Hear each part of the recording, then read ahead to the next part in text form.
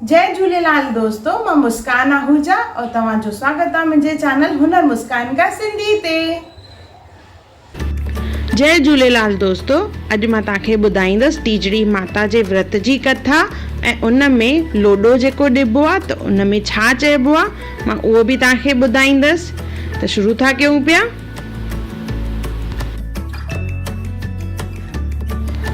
टीजड़ीअ जे विर्त में सुहागणियूं ऐं नानियूं मेहंदी हणंदियूं आहिनि। सुबुह जो असुर करे उन में मिठो ज़रूरु खाइणो आहे। ज़्यादा करके सभु रेबड़ी खाईंदा आहिनि ऐं मुसाग जो इस्तेमालु ज़रूरु करिणो आहे।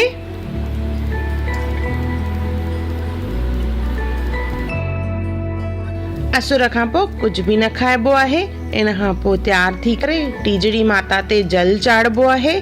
जल में पाणी, कचो खीर ऐं खंडु विझबी आहे ऐं टीजड़ी माता ते जल चाढ़े उनखे लोॾो ॾिबो आहे यानी झुलाइबो आहे, जंहिंमें चइबो आहे टीजड़ी माता हिंदोड़े लोॾे राणी पुॼे राज सां असीं पुॼूं सुहाग भाग सां। टीजड़ी माता हिंदोड़े लोॾे राणी पुॼे राज सां असीं पुॼूं सुहाग भाग सां। ईअं 3 दफ़ा चइबो आहे। उन खां पोइ जल थोरो न्याणीअ खे ॾेई बाक़ी जल पाण पीबो आहे। जय टीजड़ी माता। टीजड़ी माता जी कथा शाम जो कबी आहे, जंहिंमें फल, चांवर, अटो पंहिंजी इच्छा अनुसार असां बांबड़ खे दान कंदासीं।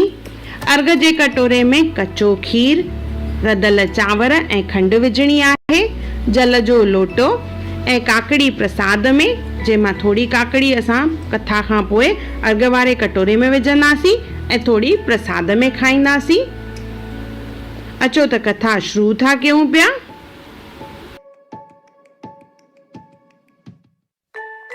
असुल वॾी कथा टीजड़ीअ जी। कंहिं समय जी ॻाल्हि आहे त हिकु शहर में लक्ष्मी चंद नाले विद्वान ऐं दानी पुरुष रहंदो हो। हिन खे 2 पुट ऐं हिकु धीअ हुई। निहायत सुखी हो। हिन पंहिंजे धीअ रूपवंतीअ जी शादी हिकु ॿिए देश कराए छॾी। हिन जा 2 पुट अञा नंढा हुआ। हिकु ॾींहुं पंडित घुराए हिन यज्ञ कराइण लाइ मुहूर्त कढायो। पोइ पंहिंजे 2 पुटनि खे पंहिंजी भेण खे वठी अचण लाइ मोकिलियाईं। हू जॾहिं उते पहुता त भेण खे चयाऊं त पिताजन यज्ञ कराए रहिया आहिनि, सोई अव्हां खे यादि कयो अथनि। भेणसि चयो त अव्हां खाई पी आराम कयो, सुभाणे गॾिजी हलंदासीं। ॿाहिरनि भेण खे गॾिजी खाइण लाइ चयो, पर जीअं त संदसि भेण खे टीजड़ीअ जो व्रत हो, उन करे खेनि चयाईं त राति जो गॾिजी खाईंदासूं। बालकनि खे कहिड़ी ख़बर व्रत जी। चंड न निकिरण सबबि हिननि छा कयो जो हिकु थाली चमकाए उभर तरफ़ वण में लटकाए छॾियाऊं। भेण खे चयाऊं, ॿाहिरि चंड निकितो आहे। रूपवंतीअ थालीअ खे चंद्रमा सम्झी अर्घ ॾेई व्रत छोड़ियो ऐं भोॼन खाधाऊं। व्रत जे भंग थियण करे रूपवंतीअ जो पति ॻड़ी कंडा थी वियो।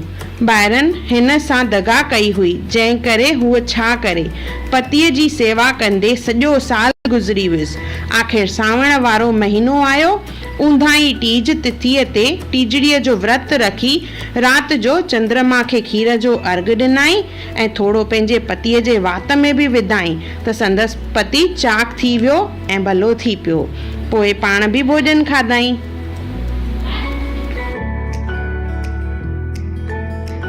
ॾिसो, टीजड़ीअ जे व्रत रखण जे करे हुन जो पति हिकदमि चाक चङो भलो थी पियो। त जेको बि प्रेमी सचे निश्चय सां टीजड़ीअ जो व्रत रखी हीअ कथा प्रेम सां पढ़ंदो या ॿियनि खे ॿुधाईंदो त उन जा सभई मनोरथ सिद्ध थींदा। बोलो टीजड़ी माता की जय।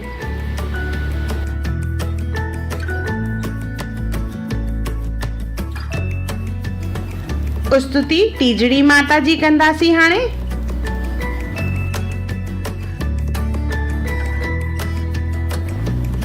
टीज सावण जी पख उंदा हो विर्त टीजड़ीअ वारो, जेको रखंदो मनुष्य सुभागो थींदो सो बारो। हिकु माईअ दोखे में फासी व्रत जो भंग कयो हो, संदसि पति बीमार बणियो ॼण सुकी वियो सा। तीज सावण जी पख उंदा हो व्रत टीजड़ीअ वारो, जेको रखंदो मनुष्य सुभागो थींदो सो बारो। वरी जिंद ॿिए साल इहो ते साल में व्रत रखी आई, बचल खीर जो अर्ग पीआरे मुड़स कयाई मतारो। टीज सावण जी पख उंदा हो व्रत टीजड़ीअ वारो। जेको रखंदो मनुष्य सुभागो थींदो सो सो बारो। अन धन ॾींदड़ कष्ट कटींदड़ माता टीजड़ी आहे। भेनर भाउर व्रत रखे सो पंहिंजो कयो सुधारो। टीज सावण जी पख उंदा हो व्रत टीजड़ीअ वारो। जेको रखंदो मनुष्य सुभागो थींदो सो सो बारो। उन व्रत जो महिमा जो हित बुझा जिक्र कयां मां छा। सभु मनोरथ पूरा थींदा लहंदो मन जो मुंजारो। टीज सावण जी पख उंदा हो व्रत टीजड़ीअ वारो। जेको रखंदो मनुष्य सुभागो थींदो सो सो बारो। बोलो टीजड़ी माता की जय। पलो पलव पायो प्रेम सां थे सब जो भलो। राजा जो राज रहे कायम प्रजा जो थे कल्याण। अन्न पाणी जा थियन भंडारा जणे तिलक जी जय जयकार। गौ ब्रह्मा जी रक्षा पंचन जी जय जयकार। जंहिंजी जहिड़ी इच्छा तंहिंजी तू पूरी करी। बोलो टीजड़ी माता की जय। कथा खां पोइ चंद्रमा खे अर्घ ॾियणो आहे। अर्घ जे लाइ कटोरे में कचो खीर खंड ऐं रधल चांवर खणणा आहिनि। और अर्घ ॾियण महिल चवणो आहे हथ कड़ी पेर कड़ी अर्घ ॾियां कोठे चढ़ी। हथ कड़ी पेर कड़ी अर्घ ॾियां कोठे चढ़ी। ईअं 3 दफ़ा चवणो आहे। उन खां पोइ वॾनि जी आसीस वठणी आहे। प्रसाद खाई करे व्रत छोड़ींदासीं। टीजड़ी माता खे घर में कीअं पोखिजे इन जो वीडियो मां पहिरियों ई विधो आहे। इन जी लिंक डिस्क्रिप्शन बॉक्स में अथव और मथे आई बटन ते भी ॾिनल आहे। अगर तव्हांखे मुंहिंजी वीडियो पसंदि आई हुजे त उनखे लाइक कजो। मुंहिंजे चैनल खे सब्सक्राइब कजो। इंस्टाग्राम ते ज़रूरु फॉलो कजो और मुंहिंजी वीडियो खे ज़रूरु शेयर कजो। और मुंहिंजो वीडियो ॾिसण लाइ धन्यवाद।